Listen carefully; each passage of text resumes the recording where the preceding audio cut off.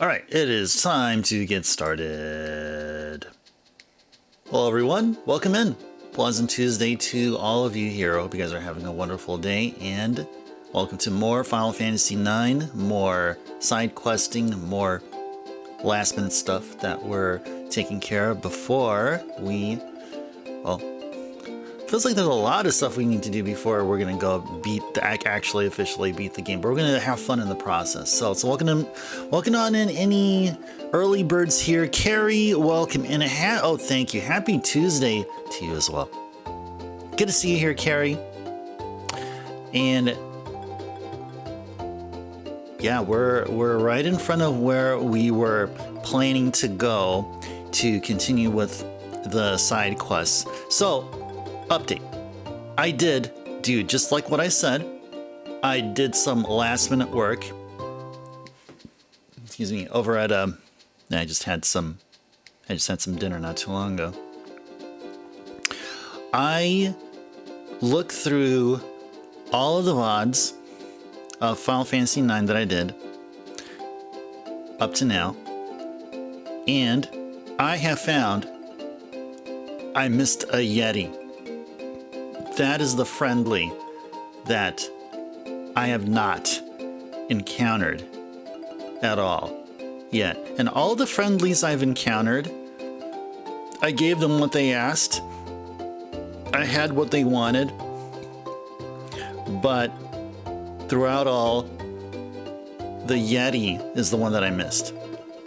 So I got the Moo, which is a squirrel, the Ghost, which looks like an angel.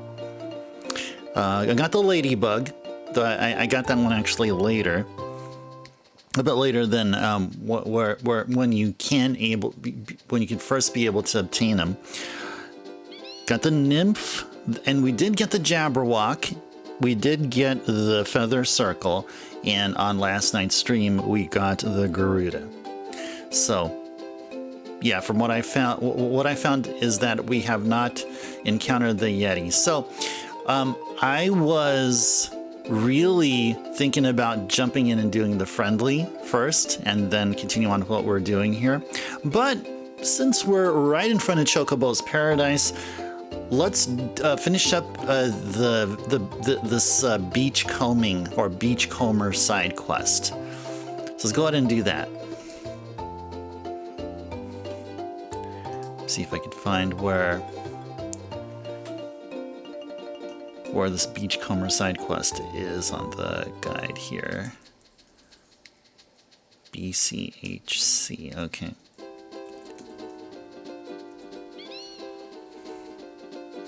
Okay.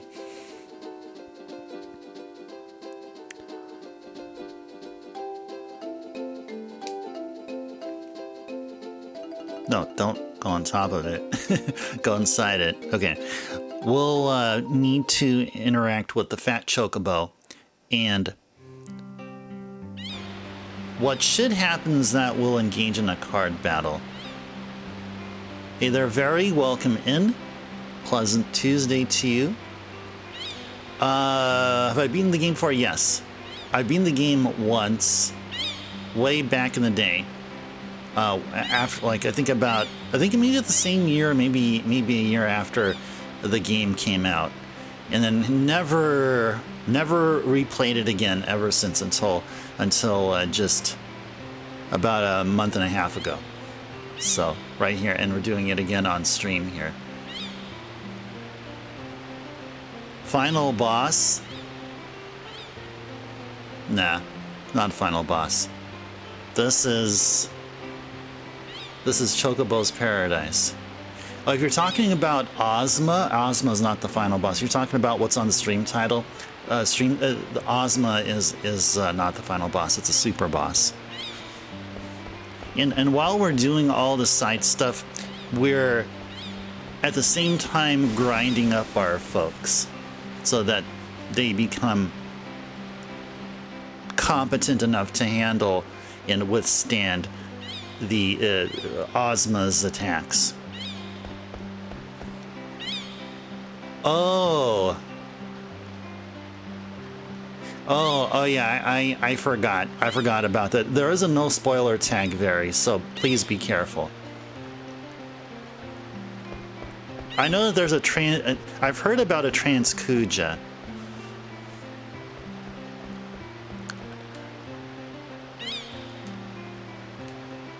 Okay, why can't I play? Oh, is it because I have to press a certain button now? Do I?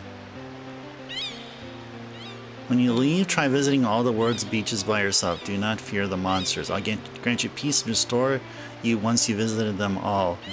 Yeah, a card game, yeah. A visitor once taught me how to play. Probably an expert. Probably some expert. Okay, let's do this thing. Alright, dark matter. Get all the good stuff here. Masamune.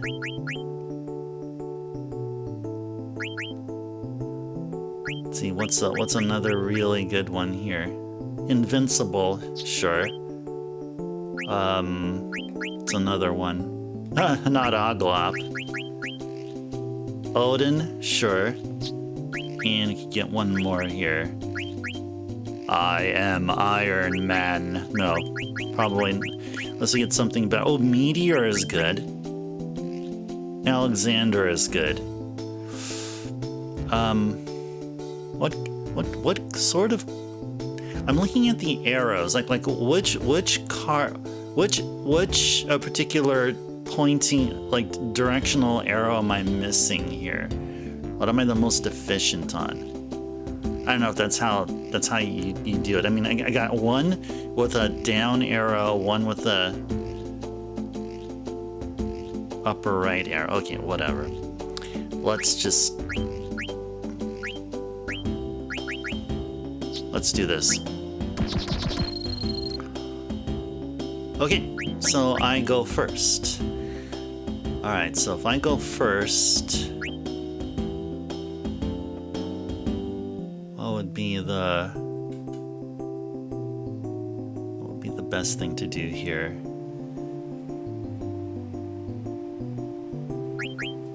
Man, it's been a while. I'd say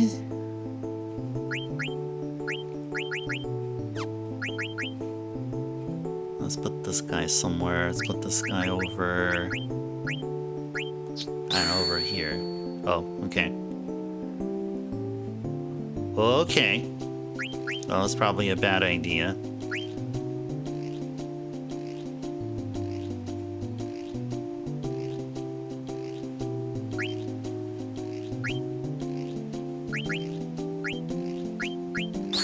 There we go.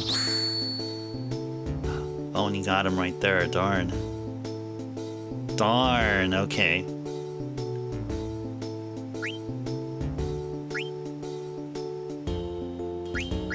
How about right here? Ah, you punk. You punk! That's a punk move. That's a punk move. There we go. There we go. Yo! We won! Yay! Are we just gonna get some chocobo card? Okay. No rematch. No, please.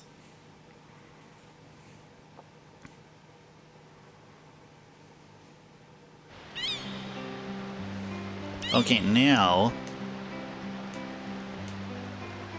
Okay, so then.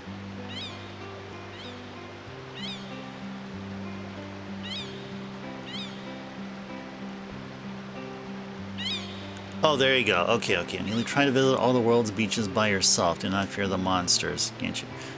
Okay, alright. Okay, so I guess we really didn't need to play a game. I was under the impression that we had to. Oh, hey there, Efreet. Welcome in. A pleasant Tuesday to you. Efreet, currently on a 5-stream watch streak. Efreet with those hard-earned 450 ice stars. Ifrit, welcome in. Hope you had a wonderful rest of your Monday and had a great overall Tuesday. Tetramaster, still have no idea to play it to this day. I still think Triple Triad rules. It really does. In this card game in 7 Rebirth called Queen's Blood, I mean, it still pales in comparison to Triple Triad. I mean, not a bad game, Queen's Blood, but yeah, it's no Triple Triad. All right, so let's go head on out here. So we won a thing. We won a Chocobo card. Now let's start going to spots. Basically, this will look like we're going to be going to beaches and collect trash on the beaches, like kind of one of those things. Kind of it's like we're doing some voluntary community service. This is what this particular side quest is all about. So, and there's a list of where to go. So let's go head on over to the outer continent. Outer continent will be... Actually, we can just wrap around this way. Oh, by the way, Ifrit, I checked out your FF9 NES version. It's actually not bad. It is not bad. Not bad. I mean, I can maybe tell why you think it's not among your best work, but I mean, note-wise, it matches. It's not like you had a note offer or something like that. I mean, it sounds effective. I mean, it's not bad. All right, so we need to go to Banyano Shores, Dishnos Shores, Gegelrich Shores, Cognish Shores, Shengalasta Shores, Shengalasta, and Falstead Coast. Gotta go to all these places. Let's go here and see if we can find them. Find these spots. Oh, and we need to find a forest. There you go. Okay. Where is this at? Falstead Coast. Okay. Okay, so as it says, just walk onto a beach and press the circle button. There we go. That's it. That's what we have to do. We just have to go to each of these spots and then do that. You're going to hear this notification as though we found a treasure. Okay. So we did Falstead Coast. All right. Let's go search for another coast. Hey, you're welcome, Ifrit. Spent a lot of time dissecting FF1's OST to get the parameters correct for the pulse waves. So it actually sounds like it would be in an old FF. Oh, you know, I was actually thinking something along the lines of how, if you have something like that already, or if this is something that you're willing to do another iteration of, I was thinking of using Final Fantasy III's sound bank, quote unquote sound bank, using the real sharp pulse hit for the kick drum, and think just about everything else you already have. Oh, you weren't using any? Oh, there you go. Okay. Well, I just meant quote unquote, just using what you said that you were using FF1's music, but I was thinking more like it would sound pretty cool it would sound just as cool as if you use some stuff from 3. But still, I mean, I'm not saying in any way, shape, or form that your work needs improvement. I mean, that's just completely subjective. Oh, you're manipulating the register sound chips? Oh, gotcha. Okay. Well, that should be good enough. That is good enough. Okay, I've got to take care of a thing here. Hold on. We have a bot here. Go take care of it. Then we'll continue with the game.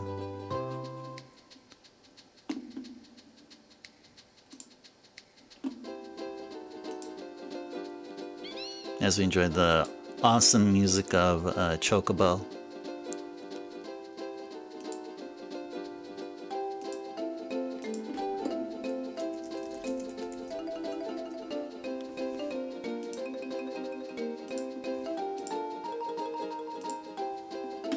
Okay, got him. Squashed him like a bug. Squashed them like a bug. Oh, speaking of bug, I did check through all of the friendlies, and we did get Ladybug. We got everyone except for Yeti. I was checking through all the VODs after last night's stream, and apparently I did not get a Ladybug. Or I mean, I did not get a Yeti.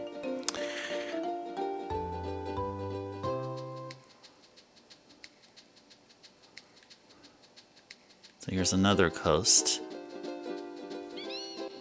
Where is this at? Exactly. Shingalasta Shores. Okay, Shingalasta Shores. There you go. Alright. Shingalasta Shores is done. Okay.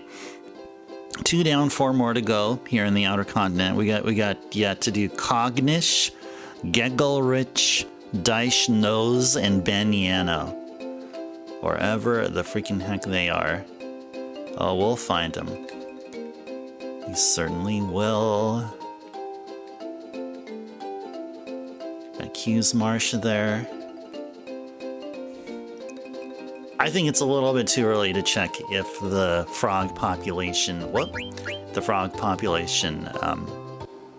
repopulated.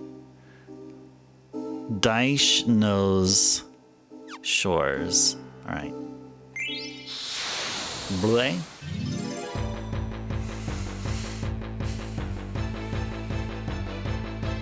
Oh yeah, and I see Carrie went on a lurk. Okay, Carrie.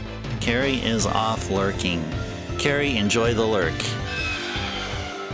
Must have been a while ago that you put up that notification. All right, we like this. We like this.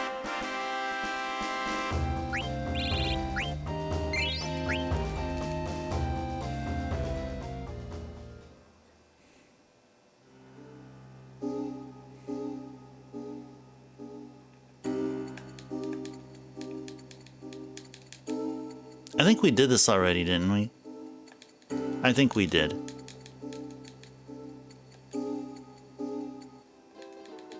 Let's try this one more time here. Yeah, I think we did. That seems like we did.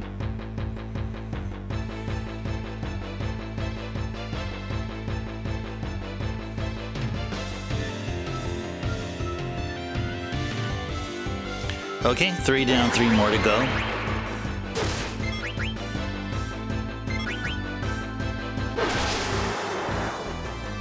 Look at that, 99. 9,916 damage. Holy moly. Ozma must be trembling, seeing the output we can do.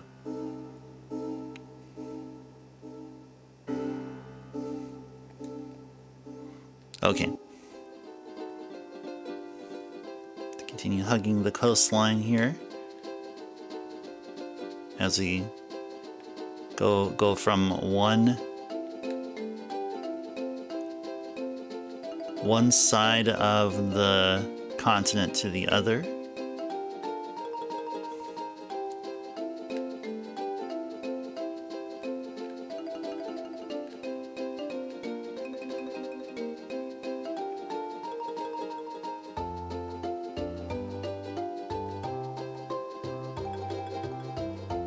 That does not look like a beach.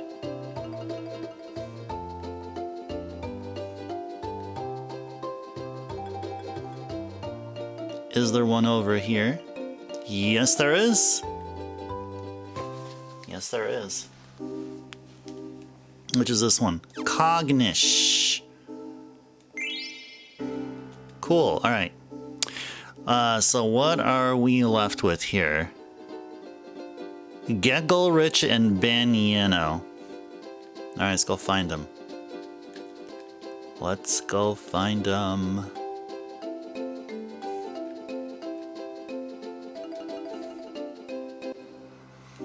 Which was this one? Geggelrich. Alright, one more. Just need Baniano.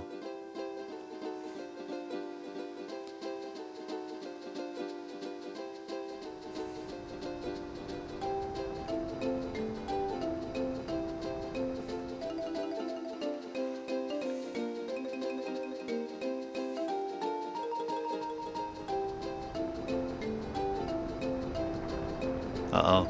Earthquake. Earthquake!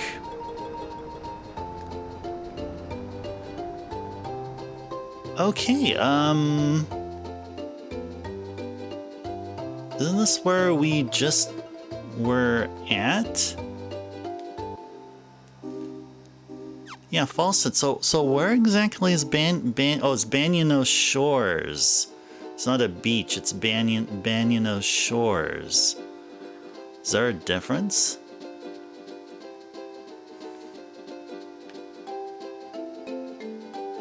Oh, we probably have to go up here now, don't we? That's probably what it is. We probably need to go over to an island. I mean, I don't know. I mean, maybe. Maybe we do. Soar, my chocobo, soar.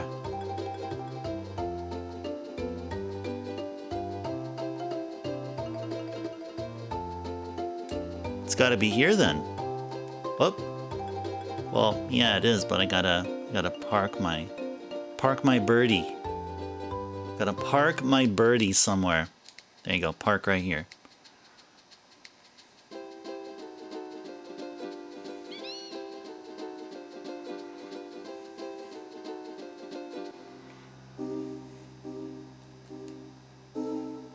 Calm your shores. Wait, was that it? Oh. Oh, okay, so I'm looking at the guide here. They have this one under miscellaneous. Track of what I've, I guess, done or not done. I don't want this to be the same situation as with those friendly monsters where I just had no idea where that the last friendly monster was, and you know, until I spent about, I don't know, about an hour or hour and a half going through VODs.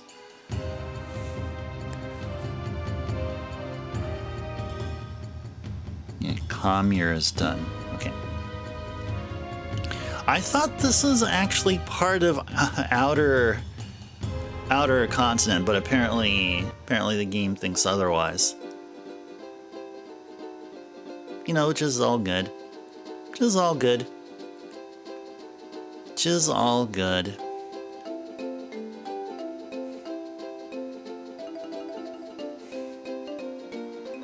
What's this?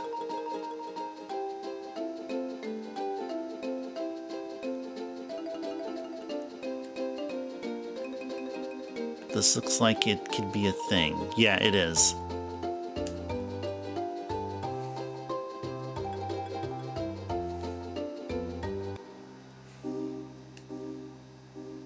There it is, the final spot in Outer Continent to do our community service in.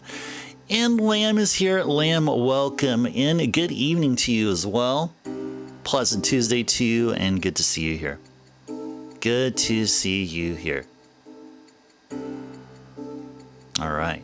Awesome, awesome. Good turnout here, and we have not reached the 1 hour session mark yet, so cheers to that.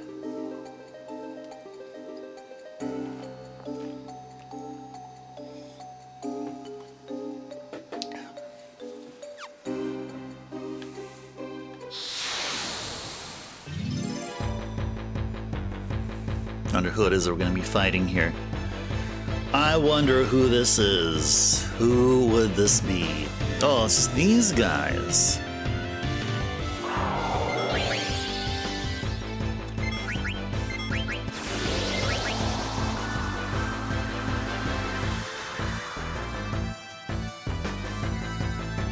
Of course. Put everyone to sleep. Of course. Of course. I mean, we should have an... I need to check. If we have enough ability points, we should get an ability that prevents sleep. That would be really good. That would be really, really good. Look at that. That's some delicious amount of damage we're dealing here.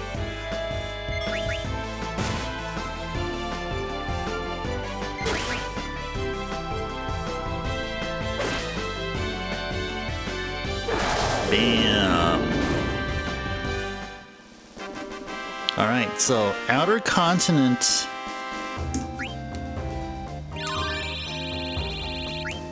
Did we already interact with the beach? I don't know if we did. Don't know if we did. I think we just got off. There we go. Alright, cool. Now we did. Okay, now Outer Continent is done. And what's another thing? Oh yeah, before I forget. Let's give folks... Which one is that? Oh, Insomniac. Whoa, Insomniac is worth 5? Jeez, that's a whole lot. What's one thing that we can live without here? Yeah, you just give it to Eiko then.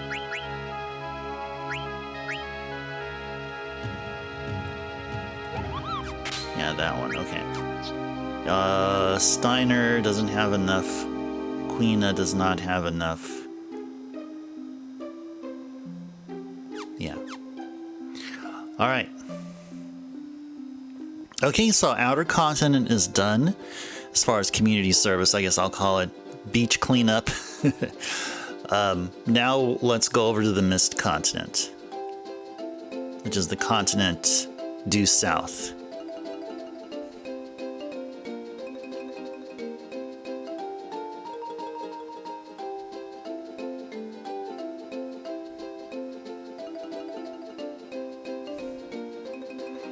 La la la la la la. Let's go park or make our chocobo land right there. And now let's start beach combing or beach hunting. Whatever it is you want, however it is you want to call it. Okay. We're in a beach. Whoops. Where is that? Eastern Coast. Okay. Eastern Coast. There we go. Alright. Now let's go ahead and go back. Alright, so 1 down. 6 more to go.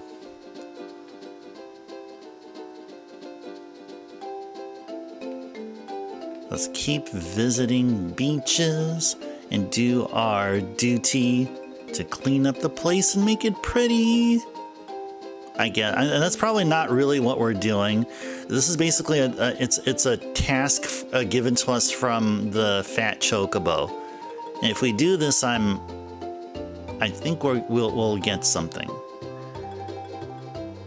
We'll get something in return. All right, so where are we at here?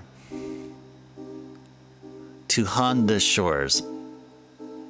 Okay, to Honda Shores. There we go. All right. All right, 2 down, 5 more to go.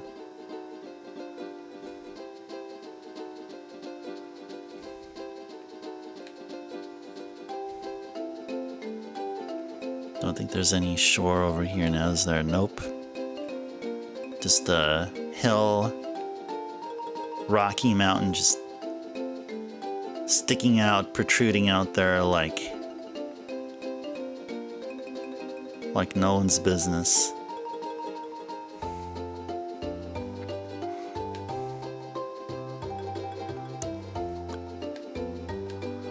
La la la la la la. Okay. What be this?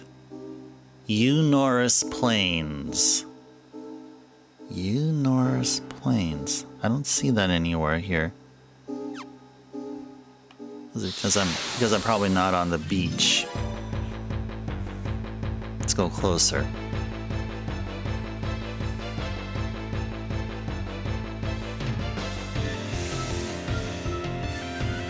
Oh, these guys take a while, but it's worth it because they give a lot of experience, so.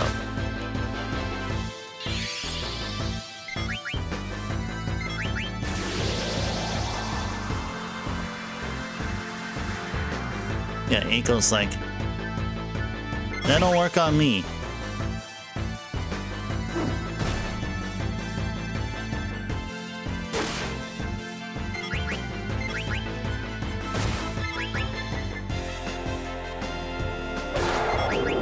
Nice. Look at that, 9804. That's some bonkers damage.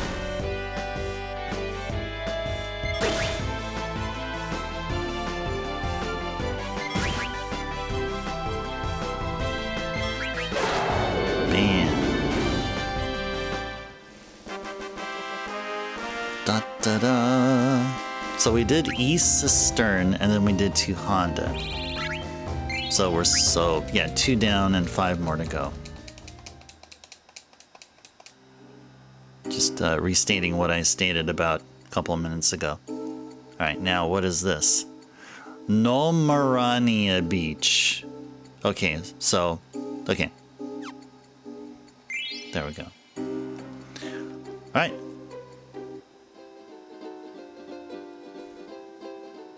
Now we're gonna go across and go there.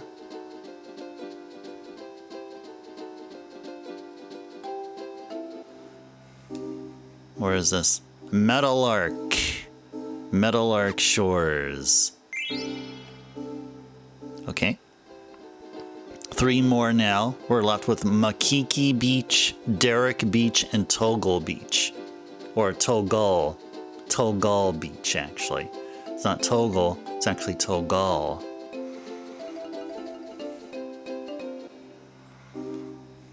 Alright, this is Makiki, or Makiki.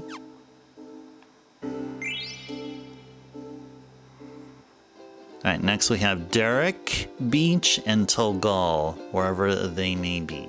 Let's go find them.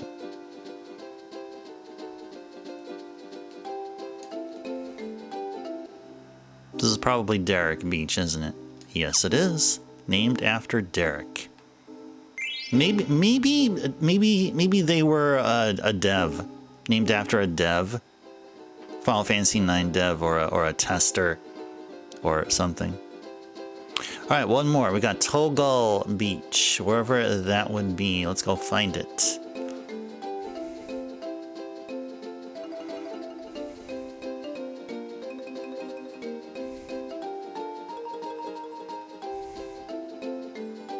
Again, these places I'm looking for have to be beaches. I mean, like this spot right here, even though it is like right next to the water, it doesn't count.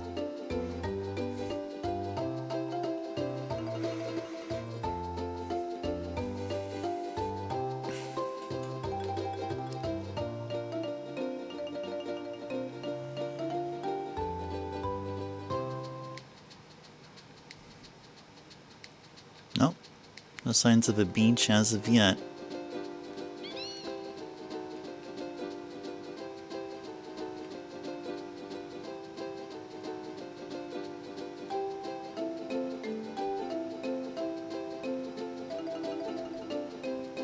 See them chocobo tracks.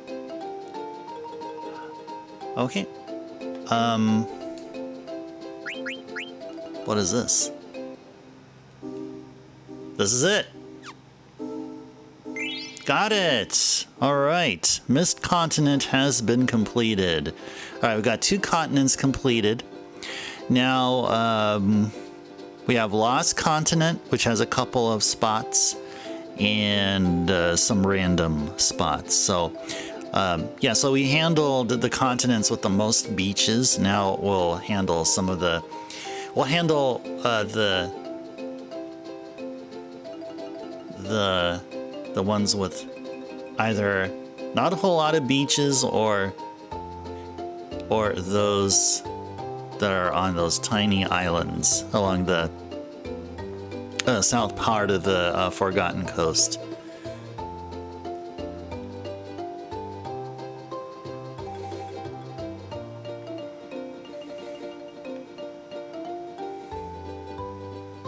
It is really misty.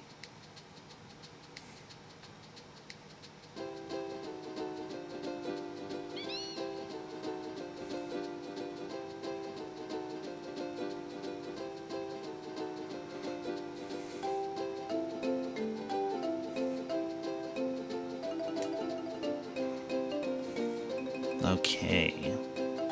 We only have 2 beaches to look for here.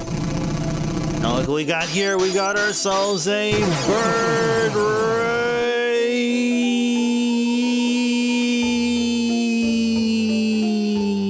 Hey there, bird. Welcome in, raiders and viewers from Bird's channel. Hello, hello, hello. Bird, thank you so much for the raid. And Bird, what's been going on in your neck of the woods there? All right, nice. Continuing DKC2. All right. How is it going? Are you making progress, but running into levels which are continuously challenging you, seemingly like, or is it more like the more you play, the more you're getting the hang of it, and as you progress, the game isn't as tough as your first impression? So I haven't played DKC2, so I'm just, and I've seen very little gameplay, I mean, without me with the controller. Oh, geez, stuck on a minecart level? Oh no.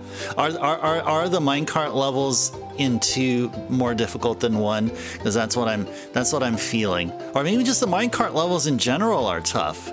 I mean, even in 1, I mean, like I'm just remembering, they could be quite unforgiving. Maybe in 2, that's like, hey, you guys probably thought those minecart levels in DKC 1 were easy, right? Well, you know, we're gonna make it even more challenging. Whatever rare thought. Yeah, they're awesome. They're awesome. Glad to see that you're making progress in Donkey Kong Country throughout the IP, going through all the Super NES games. Oh, it does indeed feel like 2's minecart levels are harder. Oh man, oh man. Well, Bird, don't give up. Don't give up. Keep pushing through, plugging away, learning the levels. I mean, it may just come down to just memorization, and you'll make it through. I mean, I don't think there's RNG where, like, you know, like enemy or like obstacle placement will be randomized or anything like that. You know, it's all predetermined to a good degree, if not entirely. Speaking about the minecart levels. Yeah, keep going at it, Bird. But thank you again for bringing yourself and your awesome community over here. Those of you who've been enjoying Donkey Kong Country 2, well, now you're going to be enjoying and feasting your eyes on another awesome game from another awesome IP. And this one is Final Fantasy IX. We're at the tail end of the game. This is like end game stuff going on here, but what we're specifically doing is all of these side quests. We're doing lots of side quests here, And this one in particular, I mean, it's called beachcombing, but I call it more like community service. We have to visit all the beaches all over the world here. Press a button, you hear a chime, and it means you did something. And you got to do that at all the beaches. And this is supposed to, this is to fulfill a request from a very important chocobo. All right. Well, all right. Let's go ahead and continue on with Final Fantasy IX here. And continued best of luck, Bird, on DKC too. And I know that at some point I'm gonna get all of the DKC games on the Super NES at some point. I don't know when, but I feel like that will happen. And once it does, I would love to talk to you about those about DKC, particularly the Super NES ones. So, well, once we get there when we get there. I have to first get the game. So, yeah, who knows when that'll be. All right. Let's get off here and then check where we're at here. We're in Ryuki Shores. Okay, so there's two shores here, or two beaches here in the Lost Continent. There you go. That's what we're looking for. We're looking for that sound. And now let's go look for another one. Or the only other one, which is over here, I'm presuming. Yep, Kelmiera. Blink. All right. Well, we're done with the Lost Continents beaches. Okay. So we've already done Outer Continents, which had a total of 6. We've done Mist Continents, which is the largest of the continents, which had a total of 7 beaches. Now we did Lost Continent. Now we're going to work on the rest.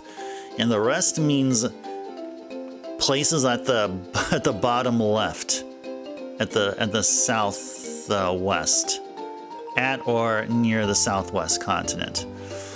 So our chocobo here, I guess everyone can agree that it's golden. It is golden. It is. It has all the abilities. It can walk atop mountains. It can walk through shores and walk on top of the ocean, and it can fly.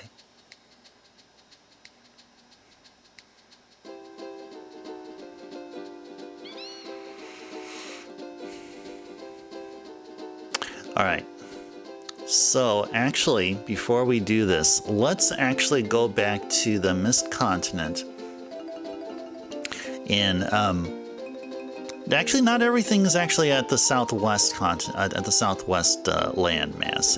There's actually some spread all over, but they would be in these islands, and there should be one just to the south of Chocobo Forest, which Chocobo Forest was going to be... Chocobo Forest is right here. And then if we go south, then this should be it right here. Oh, of course. Of course. Of course.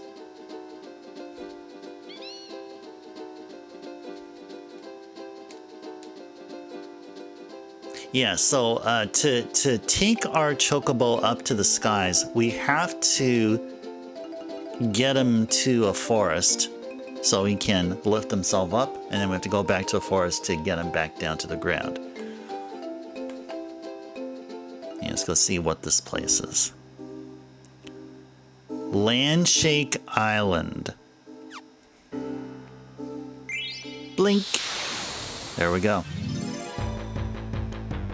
All right, we got 4 more beaches to go, and then we'll be done with this whole beach bling side quest.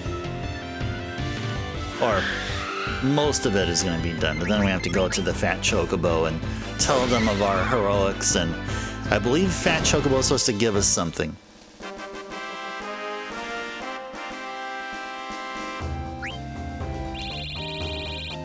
Or maybe they won't give us something. We'll have an additional feature. I think that's the right thing to describe what we'll get as a result here. Okay. Next.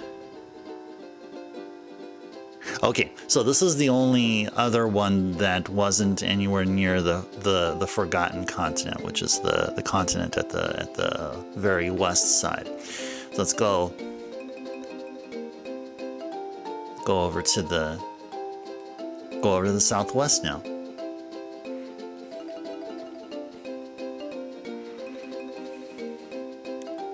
We'll be going over to the Long Island west of Forgotten Continent. The Long Island west. So it's probably the one. We're gonna be flying right towards it. Looks like a thin strip.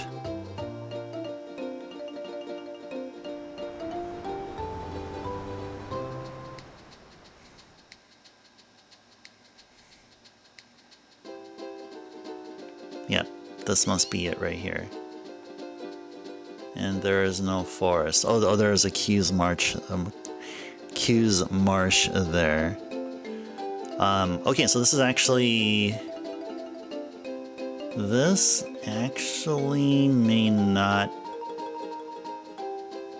Well, whatever I'm trying to say. Let's. Oh, that spot right there, guys. This is where the air garden is located, but we don't need to go there. At least not as of yet. This is the spot to go to fight Ozma. Oh, we're not ready for Ozma as of yet. Oh no, we are not ready for Ozma as of yet. Looking for a forest so we can disembark our chocobo here.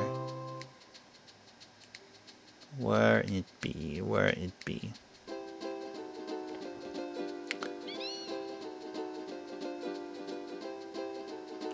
That's a Chocobo Lagoon. Okay, I guess there is no forest around here. I guess we have to fly it all the way over to the Mist Continent, I guess. I guess maybe that's what we need to do, unless this spot here. Okay, let's go look for a beach. Look for a beach. Let's look for a beach. Hey there, Benny. Welcome in. Pleasant Tuesday to you. Hope you're doing well. Good to see you again. Yeah, we're doing a thing called beach combing. What it really feels like I'm doing is community service. Something along the lines of that. Which is okay. After we get through this side quest, I don't think we're going to get any item in particular, but we are going to get a feature of some sort from what I've been gathering. So I just gotta find a freaking forest somewhere, and then we're going to have to hike it all the way over there. All right.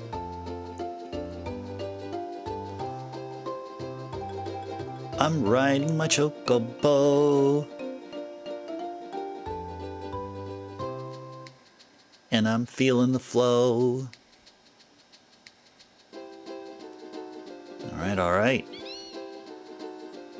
Yeah, so all we're doing here is doing side questing, and we should be doing some level grinding a bit later. Oh, and also I found out the friendly that we're missing, and that is Yeti. That is the friendly that we're missing.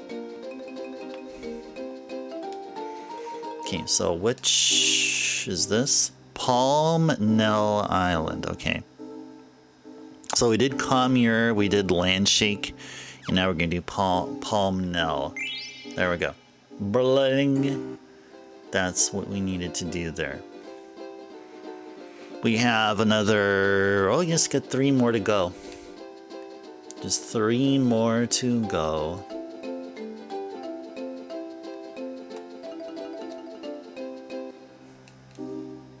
Alright, this is Salvage. Archipelago. Alright, and we have Lanar Island and Everling Island, wherever they may be. Wherever they may be.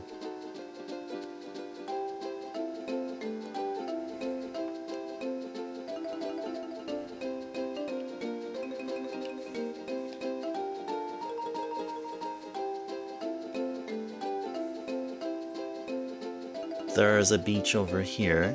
And this is the one we're gonna go ahead and clean up.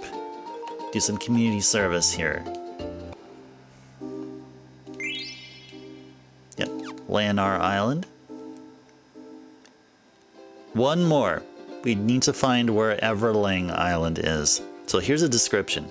It's a long island west of Forgotten Continent. Long island west of Forgotten Continent.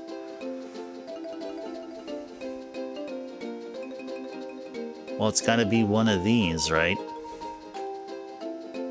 It's gotta be one of these. Yep, that's where it is.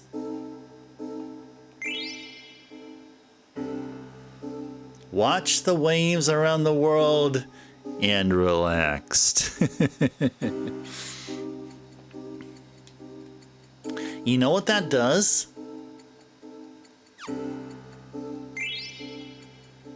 It's a free HP and MP refill, guys. Look at that. Look at that.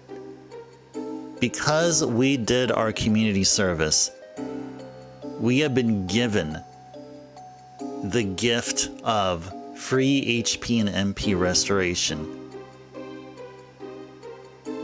That's what we did here. You have to stand on a beach here, press the circle button. You get that message there. And I'm serious. HP and MP refill. I think this is better than getting a freaking item. Isn't that pretty cool, Benny? Isn't that pretty cool? All right. So yeah, it looks like we're done. We don't have to do anything like go back to the fat chocobo in Paradise. Okay. What's the next thing we're gonna do here? There's another side quest called Magnet Central, but I want to go find that Yeti. I want to find that friendly. So I'd say let's do that. Oh, actually, you know what? Before we do that, let's save. Let's save before we lose all this awesome progress due to, I don't know, a power outage or something.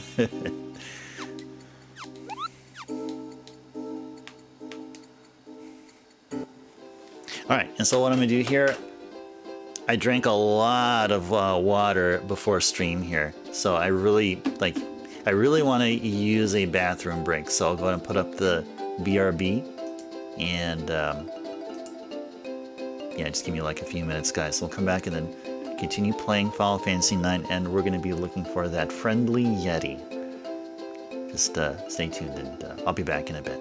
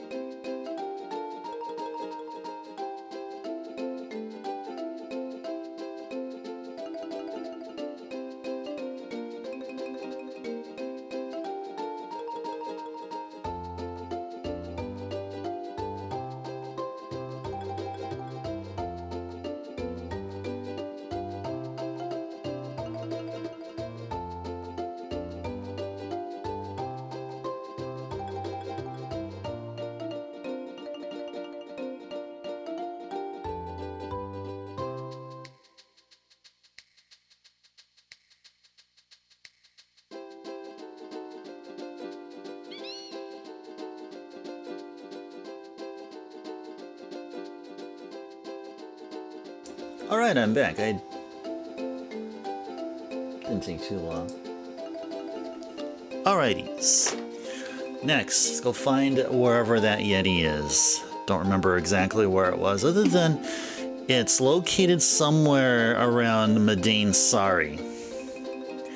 That's what I found. Madain Sari.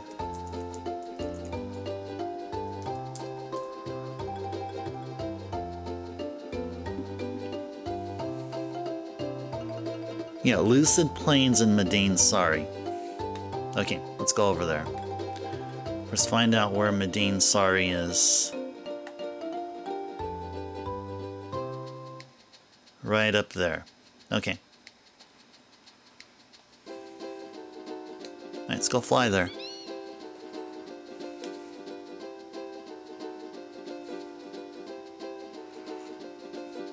Flying, soaring with my chocobo. We're having lots of fun. Yes, we certainly are. Yes, my chocobo is happy and free. Is flying along the breeze. And also all that mist.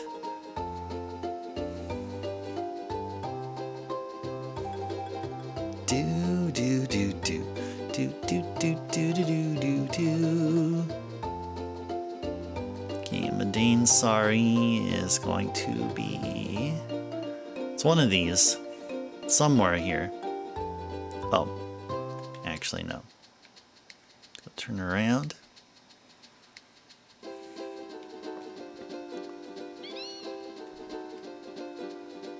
Yep, should be over here. Okay. Alrighty, so where would... So hopefully the Yeti should be... I mean, yeah, the Yeti should be somewhere here. Somewhere over here. Somewhere over here.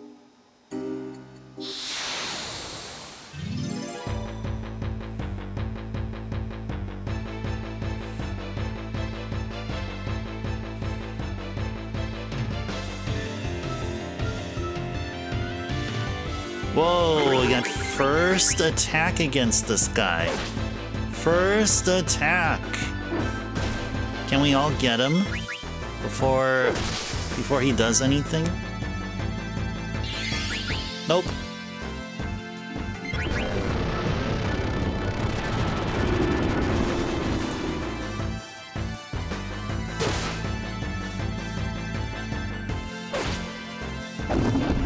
Got him.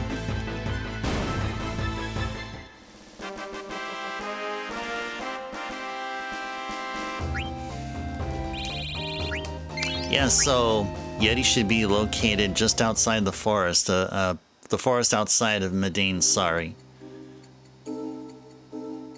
And this is where it is over here. Maybe it's in a different forest.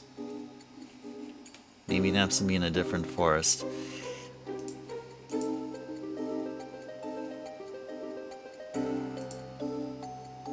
We do a quick search here.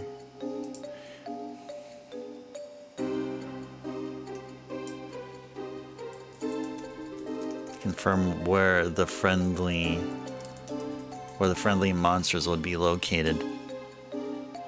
If there's a difference where they'll be located in disc 3 versus in disc 4 versus if they're in disc 2 or disc 3 or yeah, I think we only had access to 1, possibly 2 at most friendlies at disc 1.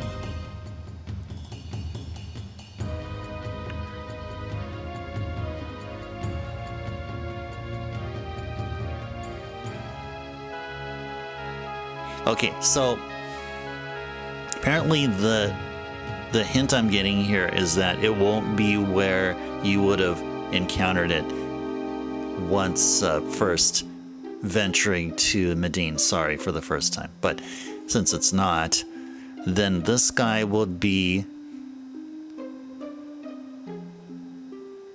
located in the plains between Gizmaluk's Grotto and Burmecia.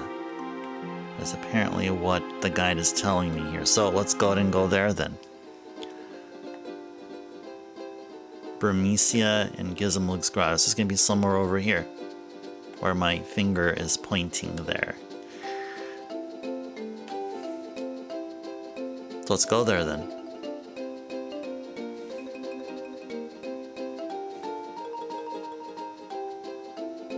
Yeah. Whoop.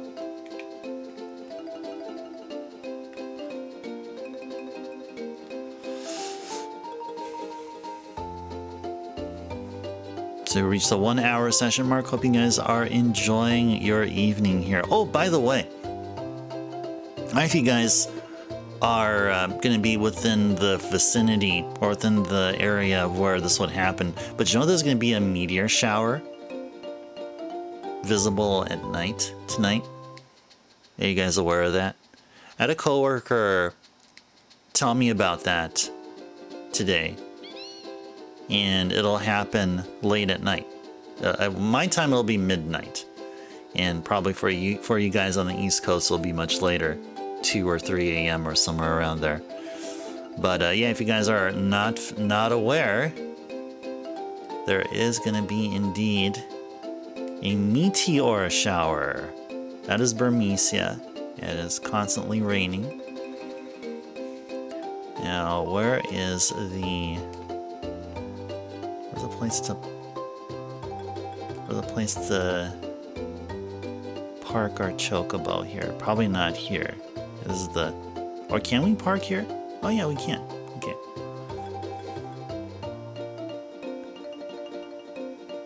Let's go across here. So this is where we should supposedly run into. That's where Clara is. Yeah, this is where we should supposedly run into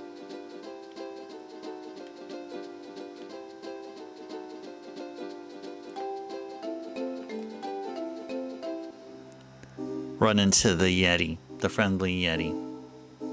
So let's go do a save here. Is the guide an original printed one? No. I'm just looking online.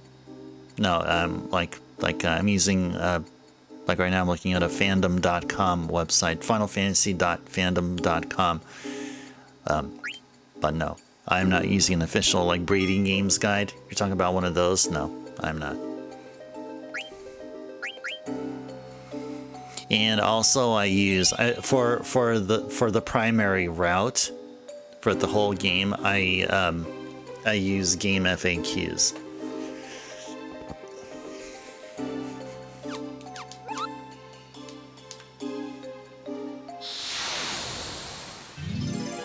There should be a friendly Yeti here.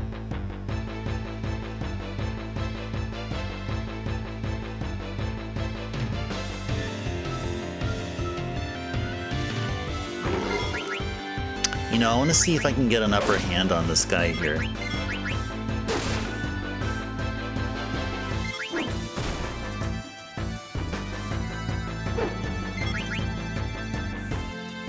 I want to know if I can find something online to describe what their type is, so we can set the abilities appropriately.